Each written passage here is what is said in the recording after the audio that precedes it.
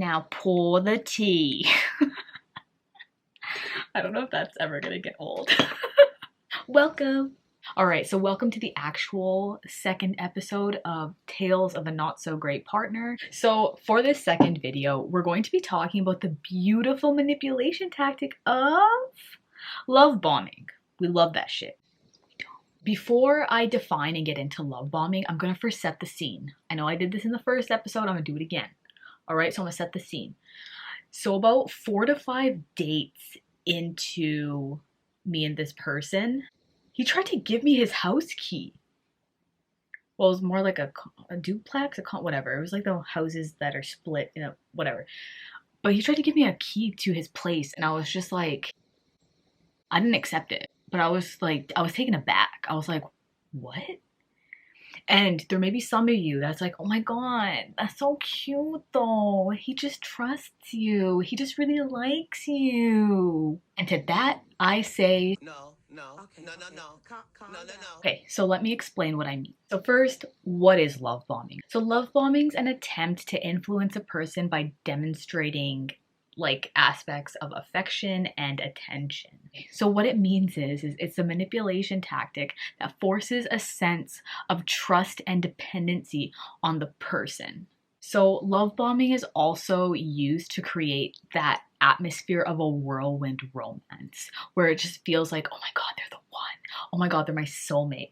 Oh my god, like, you know what I mean? It gives that atmosphere. It gives that feel, that vibe, that energy. And the unfortunate reality is it's far from it, all right? So if your relationship ever starts off with that feeling, red flag should be ding, ding, dinging.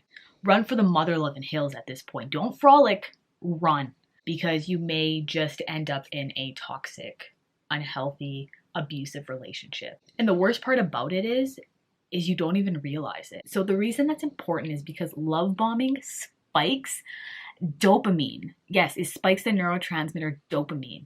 And if you don't know, dopamine is utilized within the reward pathway. If you don't know where I'm getting at, drugs and alcohol and substances are what play on the reward pathway or the dopaminergic system. What I'm trying to get at is these types of relationship end up being like an addiction. That's why you have such high highs and low lows. Yeah, it's fucked for the brain. It is. Yeah, it's not fun. But anyways, going into detail about that's a whole other video. So I'm gonna just pause right there. So going back to the key situation of what I was talking about him giving me a key like 4 to 5 dates in. The reason that's weird is because if this was going to be a healthy long-term relationship, which is what this individual said they were looking for, there's no need to be fast and furious in this bitch to be like, vroom vroom, let's do this. There's no need to do that, like none whatsoever. It's kind of like, why are you in a rush, dude? It's to get in your pants, all right? But that's besides the point. That's besides the point. But it's logical to ask that question, what's the rush? We got time, right? We got time. Fascism hasn't taken over yet. It has. A whole other topic. When it comes to love bombing, a really essential thing to note is that they're playing on the aspect of trust. And trust is so important because that is one of the pillars of relationships, specifically of healthy relationships working out very well. But the reason that people play on trust is because if your guard is let down, you are easier to manipulate and control. That's the unfortunate reality. Yeah, it's fucked up. So an example that I can give is for myself before I was diagnosed with ADHD. We love neurospicy. But before then, I used to give 100% of my trust to people because I just assumed that everyone had the same intention as me, which was pure and honest, and everyone moved like that. People don't, all right?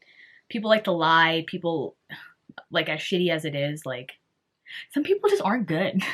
Some people are just really trash, unfortunately. So what I used to do is I used to give 100% of my trust to people. And like, I'd let them slowly break it down to be like, okay, maybe this person's not good. That's kind of not a good way to go about it.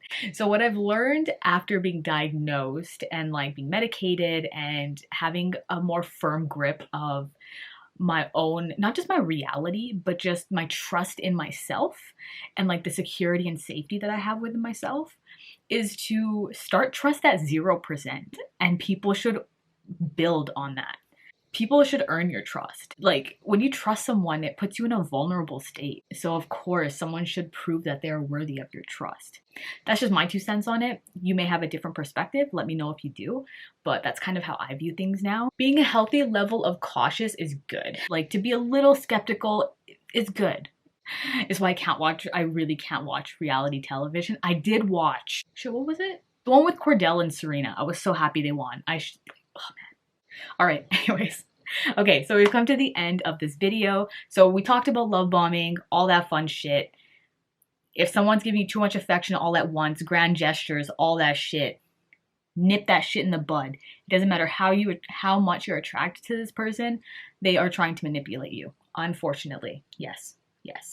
All right, take a step back, take a cold shower, do something. But we want to keep you out of that. We want to keep you safe. All right, so just rewind it. Just wind it back. Let me know your thoughts. So thank you so much for watching. I really appreciate your time. Until the next one. Cheers. Bye.